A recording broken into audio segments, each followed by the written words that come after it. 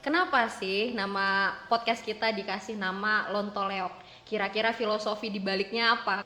Jadi Lontoleok itu adalah forum tertinggi dalam komunitas orang Manggarai ketika mereka berdiskusi untuk menyusun sesuatu atau merencanakan sesuatu dalam aktivitas-aktivitas komunitasnya.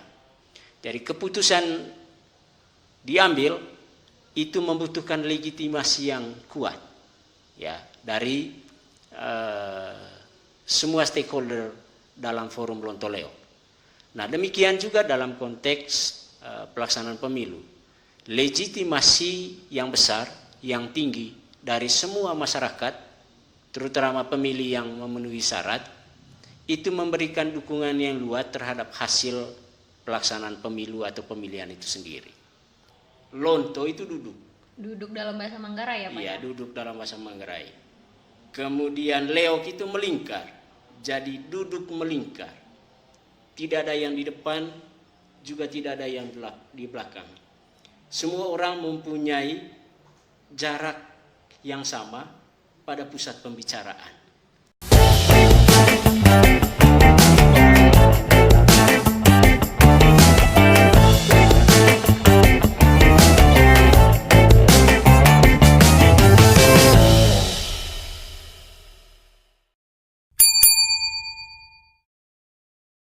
Halo Sobat Pilih di seluruh penjuru Kabupaten Manggarai atau dimanapun teman-teman berada. Apa kabar? Semoga selalu sehat dan semangat. Dan selamat datang di episode perdana dari podcast Lontoleok, yaitu episode persembahan resmi dari KPU Kabupaten Manggarai. Nah, di sini karena episode perdana jadi sepertinya kurang afdol kalau semisal tamu pertama kita tidak spesial. Di hadapan saya sudah hadir Ketua KPU Kabupaten Manggarai, Bapak Rikardus Jami Pentor. Halo Pak Rikar, selamat pagi Pak. Apa kabar Pak? Halo Ibu Ulpi, kabarnya baik. Alhamdulillah. Mungkin boleh Pak disapa penonton kita dulu hari ini. Ya, selamat pagi teman pemilih, para penonton yang menyaksikan podcast perdana Komisi Pemilihan Umum Kabupaten Manggarai, di mana saja berada. Oke, baik. Sebelum kita lanjut nih Pak ke ngobrol santai kita hari ini, mungkin boleh sedikit Pak Rikal perkenalkan diri, mungkin asal Pak Rikar atau tinggalnya di mana sekarang, boleh Pak? Biar penonton kita pada tahu. Orang bilang tak kenal maka tak sayang.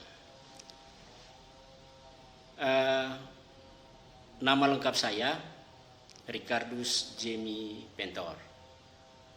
Mayoritas orang memanggil saya Rikard. Sebagian juga memanggil saya Jimmy. Jimmy, Ya. Okay. Kemudian saat ini saya bertempat tinggal di Cancar. Ya. Kemudian sejak 2019 sampai dengan 2024 kemarin itu adalah periodisasi pertama saya menjalankan tugas di KPU Kabupaten Manggarai. Dan selanjutnya sejak 2024 sampai dengan 2029 itu adalah periodisasi saya yang kedua menjalankan tugas sebagai penyelenggara pemilu di KPU Kabupaten Manggarai. Dan kemudian teman-teman memberikan mandat, memberikan kepercayaan kepada saya menjadi ketua KPU Kabupaten Manggarai saat ini. Baik, itu tadi ya perkenalan singkat dari Pak Rikar. Jadi kalau semisal Sobat Pilih bertemu Pak Rikar di seputaran Kota Ruteng atau di Cancar, silahkan boleh disapa ya Pak ya. Oke, Pak, karena ini episode perdana nih Pak Rikar, jadi saya penasaran nih, kenapa sih nama podcast kita dikasih nama Lontoleok? Kira-kira filosofi di baliknya apa? Karena setahu saya Pak Rikar ini adalah salah satu pelopor dari nama Lontoleok Podcast itu sendiri. Jadi boleh Pak Rikar dijelaskan sedikit filosofinya. Baik, untuk mencapai konsensus menamakan podcast Lontoleok ini melalui sebuah diskusi yang panjang juga ya. Wah. Sampai pada akhirnya kami menyepakati agar nama podcast Lontoleok itu menjadi ikon podcast KPU Kabupaten Manggarai. Mengapa memilih podcast Lontoleo? Secara harfiah, lonto itu duduk. Duduk dalam bahasa Manggarai ya Pak? Iya, duduk dalam bahasa Manggarai. Kemudian leok itu melingkar, jadi duduk melingkar. Dalam duduk melingkar itu tidak ada sudut, tidak ada yang di depan, juga tidak ada yang di belakang. Semua orang mempunyai jarak yang sama pada pusat pembicaraan. Jadi semua orang berada dalam posisi yang Sama. sejajar. Jadi Lontoleok itu adalah forum tertinggi dalam komunitas orang Manggarai ketika mereka berdiskusi untuk menyusun sesuatu atau merencanakan sesuatu dalam aktivitas-aktivitas komunitasnya, dalam bentuk kegiatan yang ingin dirancang secara bersama-sama, maka lahirlah proses musyawarah untuk mufakat. Jadi musyawarah mufakat itu adalah konsensus bersama di mana komunitas itu ingin menjalankan sesuatu. Jadi dari sanalah terbit ide bahwa Lontoleok itu adalah sebuah demokrasinya orang Manggarai sebelum orang Manggarai mengenal demokrasi yang modern saat ini. Yeah. Setidaknya ada beberapa nilai yang ingin kita adopsi dari filosofi Lontoleok ini yang nanti akan kita internalisasikan di dalam podcastnya KPU Kabupaten Manggarai. Yang pertama ada filosofi Bantang Cama Rejelele. Jadi ruang diskursus, ruang dialektika di mana gagasan diperdebatkan, di mana ide itu disampaikan sebelum kemudian diputuskan, dikonsensuskan secara bersama-sama. Jadi melalui proses musyawarah mufakat, jadi ada nilai dialektika yang ingin kita bangun di dalam proses podcast ini. Itu yang pertama. Kemudian yang kedua, ada proses musyawarah mufakat itu sendiri. Jadi dalam mendiskusikan atau mendesain sebuah perencanaan ya dalam lembaga Komisi Pemilihan Umum sebagai penyelenggara pemilu, maka desain perencanaan yang matang, desain perencanaan yang sistematis, yang terukur, itu bermuara dalam proses dialektika yang panjang dan kemudian diputuskan dalam secara musyawarah untuk mufakat.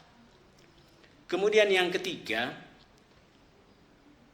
warisan nilai dari Lontoleok itu menggambarkan adanya restoratif justice-nya, ruang penyelesaian masalah, ya. Jadi orang Manggarai di mana dalam menyelesaikan sebuah masalah di komunitasnya itu diselesaikan di dalam forum Lontoleok itu. Jadi itu adalah ruang restoratif justice-nya orang Manggarai. Lontoleok itu sendiri dijalankan atau dilaksanakan dalam sebuah institusi yang namanya Baru Gendang. Rumah adatnya orang Manggarai. Jadi di dalam rumah gendang itu ada semacam ruang terbuka untuk umum di mana semua orang duduk melingkar tadi untuk menyusun, merencanakan dan memutuskan sesuatu. Nah, nilai demokrasi itu ada di situ. Semua orang boleh terlibat untuk menyampaikan gagasan, untuk menyampaikan pendapat, juga ketika dia mau menyampaikan koreksi terhadap sesuatu. Keberatannya Jadi, juga ya Pak. Keberatan juga bisa disampaikan di sana. Itu adalah ruang demokrasi. Kemudian nilai keempat itu adalah perbedaan. Ada keniscayaan dalam demokrasi itu adalah menghendaki adanya perbedaan. Apakah perbedaan pendapat, perbedaan gagasan, ya termasuk perbedaan dalam pilihan politik. Ya. Jadi perbedaan itu justru memperkaya hasanah dari proses demokrasi itu. Dan di dalam forum Lontoleoknya orang Manggarai juga menggambarkan tentang perbedaan itu, dan perbedaan itu menjadi nilai warisan yang kemudian membawanya pada kesepakatan bersama. Jadi kurang lebih itu 4 hal yang penting yang diambil oleh Komisi Pemilihan Umum Kabupaten Manggarai menjadi nilai yang menjadi nilai internalisasi di dalam proses pelaksanaan podcast yang akan dikembangkan dan dilanjutkan oleh Komisi Pemilihan Umum Manggarai. Baik, ternyata filosofinya keren sekali ya Pak Rekar ya. Di balik nama Lontoleok itu sendiri, singkat padahal cuma 2 kata, ternyata di baliknya itu banyak sekali. Ternyata masyarakat Manggarai pun telah ada demokrasinya juga sebelum demokrasi modern sekarang dikenal gitu. Oke Pak Rekar, saya mau nanya nih. Terus sampai dipilih nama Lontoleok ini sendiri sebagai nama podcast kita, kira-kira relevansinya Lontoleok dengan konteks pemilu itu sendiri apa Pak Rekar? Ya. Baik Ibu Ulpi, pertanyaannya cukup menarik ya. Dalam konteks ruang lingkup pelaksanaan, ya memang praktis Lontoleok itu dijalankan dalam komunitas yang dalam skala kecil ya. Namun nilai-nilai yang diwariskan itu sangat relevan dengan pelaksanaan pemilu yang secara ruang lingkup pelaksanaannya itu melibatkan begitu banyak stakeholder, melibatkan begitu banyak institusi dalam skala regional maupun skala nasional. Setidaknya ada beberapa hal yang nilai kesamaannya itu bisa berjalan bersama. Yang pertama, sama-sama menghendaki adanya keterlibatan masyarakat atau partisipasi masyarakat. Ya. Jadi keputusan diambil itu membutuhkan legitimasi yang kuat ya dari semua stakeholder dalam forum Lontoleok. Nah demikian juga dalam konteks pelaksanaan pemilu, legitimasi yang besar, yang tinggi dari semua masyarakat, terutama pemilih yang memenuhi syarat, itu memberikan dukungan yang luas terhadap hasil pelaksanaan pemilu atau pemilihan itu sendiri. Nah, partisipasi masyarakat atau pemilih di dalam pemilu itu selalu dimulai ketika namanya terdaftar dalam DPT ya, itu dulu. Itu penting. Jadi memastikan dirinya terdaftar di dalam DPT untuk kemudian pada saatnya dia dapat memilih. Ya. Itu nilai yang pertama, kesamaan yang pertama. Kemudian yang kedua, ada kesamaan adanya kedaulatan rakyat. Jadi semua pihak punya otonomi, baik untuk mengeluarkan pendapat, mengeluarkan gagasan, untuk berdebat, berdiskusi di sana, ya, termasuk untuk memilih dan dipilih. Itu dia punya otonomi. Demikian juga dalam konteks pelaksanaan pemilu itu sendiri, semua orang tadi yang memenuhi syarat punya otonomi untuk memilih.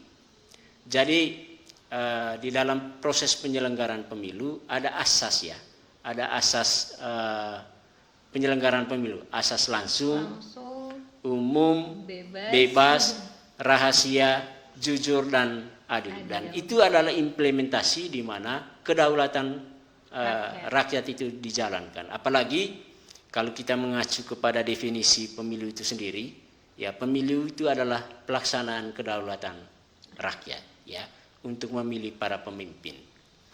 Jadi itu nilai yang kedua. Kemudian nilai yang ketiga kaitan dengan perbedaan, ya. Dalam proses penyelenggaraan pemilu, ya, perbedaan pandangan politik, perbedaan ideologi, perbedaan pilihan itu adalah keniscayaan. Dan ruang demokrasi sebetulnya selalu tumbuh subur di dalam perbedaan itu. Dan saya kira dalam konteks keindonesiaan, apalagi konteks Kemanggaraian ini, sejak penyelenggaraan pemilu maupun pilkada yang sudah berlangsung dari waktu ke waktu ini, ya kesadaran kolektif untuk menyadari bahwa demokrasi tanpa perbedaan itu saya kira sudah terinternalisasi di dalam diri orang Manggarai atau di dalam diri pemilih. Namun di sisi lain juga kita tidak menafikan bahwa ada sebagian yang memandang perbedaan itu justru menimbulkan soal, ya, menimbulkan perpecahan, menimbulkan permusuhan. Namun ketika kemudian dengan semangat ya lontoleok, dengan semangat kolektif kolegial, semua perbedaan itu sebetulnya dapat terselesaikan dengan baik. Kemudian yang terakhir, Ibu Ulpi, proses penyelenggaraan demokrasi ini, ya, baik di Lontoleok maupun dalam proses penyelenggaraan pemilu atau pemilihan itu dibangun atas kesadaran bahwa untuk kebaikan bersama, ya, untuk kebaikan bersama atau membangun bonum commune, maka musyawarah untuk mufakat, untuk kebaikan komunitas maupun untuk kebaikan bangsa dan negara ini, maka perjalanan kepemiluan itu selalu didasari oleh semangat untuk membaktikan diri semua orang untuk kesejahteraan bersama. Jadi poin-poin inilah yang kemudian bisa dilihat atau dipandang bahwa dari nilai-nilai yang diwariskan dalam Forum Lontoleok itu ternyata juga dalam proses demokrasi modern, terutama dalam pelaksanaan pemilu atau pemilihan, itu sudah tergambar, ya, dapat kita lihat bersama nilai-nilai yang kemudian menjadi kekuatan dalam membangun kekuatan demokrasi di negeri ini. Oke, Pak Rikar. Nah, ngomongin soal pemilu nih, Pak. Kan kita baru saja melewati rentetan tahapan pemilu nih di 2024. Mungkin boleh nih Pak Rikar di-share sedikit pengalaman ketika handle tahapan saat itu. Mungkin ada yang seru atau hambatan yang Bapak hadapi ketika mengurusi tahapan pemilu di KPU Kabupaten Manggarai sendiri.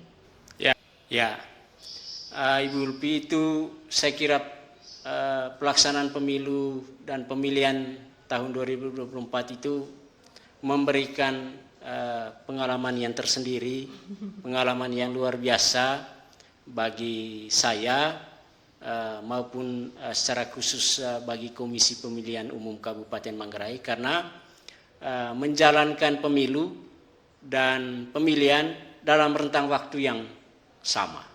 Dan ini pengalaman yang perdana. Bagaimana kemudian kami harus menjalankan tahapan pemilu maupun pemilihan yang berjalan bersamaan. Ya. Bagaimana mengatur, mengelola waktu tahapan itu dengan kesiapan yang cukup baik, ya. Mulai dari kesiapan sarana prasarana, terutama kesiapan sumber daya manusia, ya, yang ada di KPU Kabupaten Manggarai. Dan puji Tuhan, berkat solidaritas, berkat sumber daya manusia yang mumpuni, yang profesional, semua proses pengelolaan tahapan itu tidak dilihat sebagai sebuah beban, namun sebuah tanggung jawab dengan ikhtiar, dengan sebuah komitmen bahwa di tengah tekanan tahapan yang begitu kuat, di tengah waktu yang cukup padat, semua orang dimampukan untuk menjalankan tugas dan tanggung jawabnya itu dengan baik dalam semangat persaudaraan, juga dengan semangat yang tinggi untuk menyelesaikan semua tahapan itu dengan baik. Dan ya dari banyak pengalaman, ada pengalaman yang baik, ya, ada juga pengalaman yang kemudian tidak mengenakan ya. Dan dalam setiap tahapan itu selalu saja disajikan juga dengan ada yang pengalaman yang kurang baik. Ya, ada cerita ketika tahapan coklit ya, pencocokan dan penelitian itu, kami petugas kami yang namanya Pantarli itu ketika di coklit itu diusir. Wah, kenapa oleh itu? pemilih. Mereka menyampaikan, loh, kami ini setiap hari, setiap waktu selalu didatangi oleh petugas untuk mendata kami. Tapi sampai dengan saat ini kami juga belum menerima bantuan. Jadi hal-hal semacam ini yang selalu dijumpai ini. Iya, kurang lebih seperti itu. Karena memang ya pengetahuan masyarakat belum sampai ke sana. Dan tetapi bagus dari persoalan semacam ini, itu yang membuat kami memanfaatkan sumber daya teman-teman Pantarli di lapangan untuk memberikan literasi, melakukan sosialisasi face to face, karena mereka menjalankan tugas dari rumah ke rumah untuk melakukan coklit ya bagi pemilih. Jadi soal yang dihadapi bukan menjadi sebuah masalah buat kami, tapi itu menjadi ruang resolusi konflik, menyelesaikan masalah, dan dia menjadi potensi untuk mengatasi masalah itu sendiri. Jadi ketika kami mengalami tahapan ini, permasalahannya sangat kompleks ya, sangat luas. Di ruang-ruang publik juga kritikan kepada kami, kepada penyelenggara pemilu itu juga cukup kuat. Soal misalnya KPU tidak netral lah, ya, independensinya. Ya, diragukan independensinya karena berkaitan atau mempunyai hubungan dengan salah satu pasangan calon. Kemudian juga diangkat gudang logistiknya KPU itu milik salah satu pasangan calon dan lain sebagainya. Jadi sambil juga begitu banyak infodemi juga yang muncul di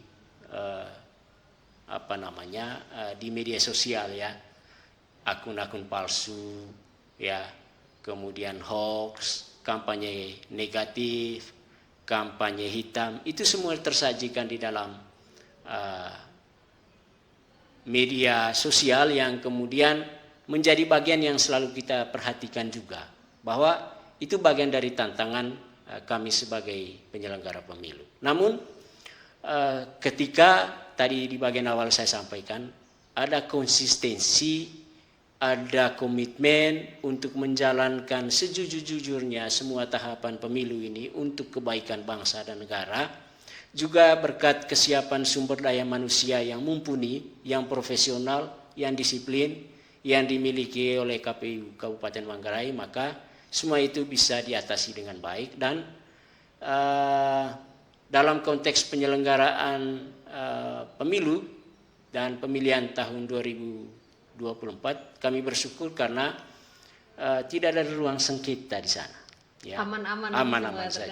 Baik sengketa di Bawaslu maupun sengketa di Peradilan Tata Usaha Negara maupun di Mahkamah Konstitusi. Dan justru Manggarai termasuk salah satu kabupaten yang dianugerahi kategori yang pertama ya, juara pertama menjalankan teknis penyelenggaraan pemilu tingkat provinsi Nusa Tenggara Timur. Wah, keren. Jadi kurang lebih itu gambaran kaitan dengan berbagai dinamika ketika KPU Kabupaten Manggarai menjalankan pemilu dan pemilihan tahun 2024. Wah, pengalamannya cukup seru ya Pak Rekar ya. Ada dinamika yang cukup lucu menurut saya Pak malahan. Nah, ternyata dari pengalaman-pengalaman itu dijadikan pembelajaran juga Pak ya, dan evaluasi bagi KPU Kabupaten Manggarai sendiri agar di kemudian hari bisa lebih baik dan maksimal juga ya Pak Rikar ya. Iya, ya, betul. Oke, selanjutnya nih Pak Rikar, ini ada satu pertanyaan yang sepertinya di masyarakat umum sepertinya pada bertanya-tanya nih soal ini. Setelah melewati masa tahapan pemilu, setelah KPU itu sudah nggak ada lagi nih ngurusin pemilu dan pilkada, orang-orang KPU itu kerjanya apa Pak? Itu pertanyaan yang paling sering mungkin teman-teman ada di kepala. Mungkin mumpung ada Pak Rikar di sini, ayo Pak klarifikasi dulu. Ya, pertanyaan yang baik, dan saya kira pertanyaan ini sebagaimana disampaikan mewakili pertanyaan publik ya. Iya Pak, banyak. Dan ini saya Pak. sendiri juga selalu mendapatkan pertanyaan-pertanyaan Yang seperti sama ini, ya, yang Pak ya? sama. Oke. Oh, teman-teman KPU ini buat apa saja, kerjanya apa saja ketika tahapan pemilu maupun pemilihan itu selesai. Ya, dan saya kira ruang podcast perdana ini juga menjadi ruang literasi, ruang edukasi untuk kami di Komisi Pemilihan Umum untuk memberikan penjelasan ya terkait dengan tugas dan tanggung jawab KPU di tengah non tahapan ini. Ya, sesuai dengan Undang-Undang Nomor 7 Tahun 2017 ya, ada dua sebetulnya yang menjadi tanggung jawab besar KPU di tengah non tahapan ini. Yang pertama, melakukan pendidikan pemilih. Jadi kami di KPU Kabupaten Manggarai breakdown ya, memberikan beberapa program kegiatan yang untuk menjalankan pendidikan pemilih ini atau sosialisasi ini ya, melalui program KPU Mengajar ya. Kami selalu berhubungan, berdiskusi dengan sekolah-sekolah untuk menjalankan program KPU Mengajar ini. Dan sasaran kami itu ada adik-adik siswa SMP juga ya, yang sudah SMP, ya? Kemudian anak-anak SMA yang dalam pandangan KPU dalam penyelenggaraan pemilu tahun 2029 mereka itu adalah pemilih pemula. Okay, Oleh karena itu nilai-nilai demokrasi, nilai-nilai atau tahapan-tahapan penyelenggaraan pemilu maupun pemilihan sudah menjadi tanggung jawab kami untuk kami perkenalkan sedini mungkin agar kesadaran mereka itu sudah mulai tumbuh tentang pentingnya memilih ya, pentingnya menggunakan hak pilih. Jadi itu yang pertama, menjalankan kegiatan KPU Mengajar. Di sisi lain kami juga menyusun buku ya sebagai ruang bagi kami untuk memberikan penjelasan atau memberikan gambaran tentang tahapan-tahapan pemilu yang sudah kita jalankan dengan menyusun atau membuat buku baik pemilu maupun pemilihan. Itu yang pertama. Kemudian yang kedua, di tengah non tahapan ini juga kami menjalankan pemutakhiran data pemilih berkelanjutan. Jadi pada prinsipnya pasca pemilu tahun 2024 KPU senantiasa mengupdate ya, mengupdate terkait dengan data pemilih kita ya, baik pemilih-pemilih potensial maupun pemilih-pemilih yang sudah dinyatakan tidak memenuhi syarat ya, yang meninggal dunia, yang beralih status dari TNI Polri, yang pindah keluar, yang pindah masuk, dan beragam variannya di dalam pemutakhiran data pemilih ini. Jadi kami juga sampaikan pada kesempatan yang baik ini, khusus untuk segmen pemutakhiran data pemilih berkelanjutan ini secara spesifik nanti akan disampaikan juga menjadi materi tersendiri nanti Bu Ulpia pada saatnya di podcast KPU Kabupaten Manggarai ini. Dan prosesnya panjang dan itu yang kami lakukan setiap triwulan ya.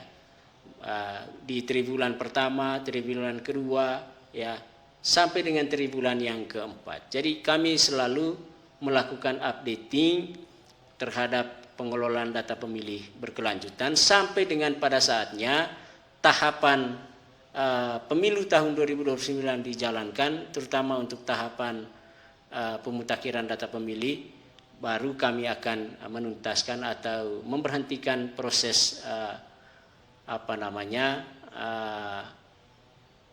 pemutakhiran data pemilih berkelanjutan ini.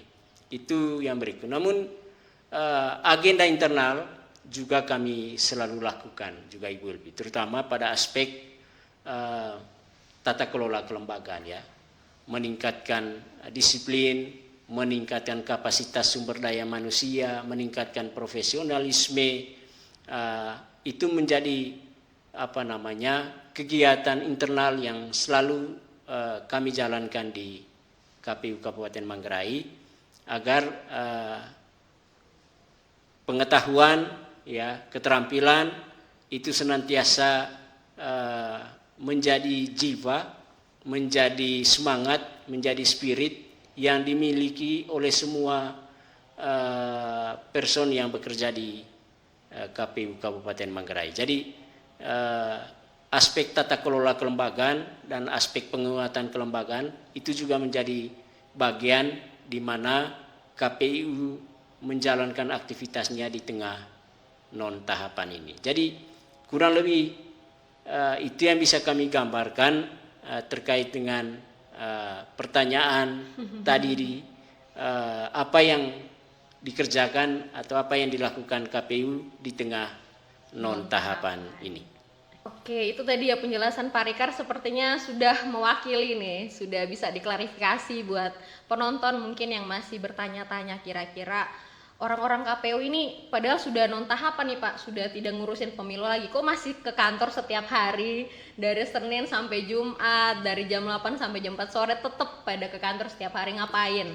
Jadi bisa tadi penonton dengerin, kita aktif sosialisasi. Dan itu target kita sekarang ke teman-teman adik-adik ya Pak ya, adik-adik yang mungkin nanti akan melakukan pemilihnya perdana di 2029.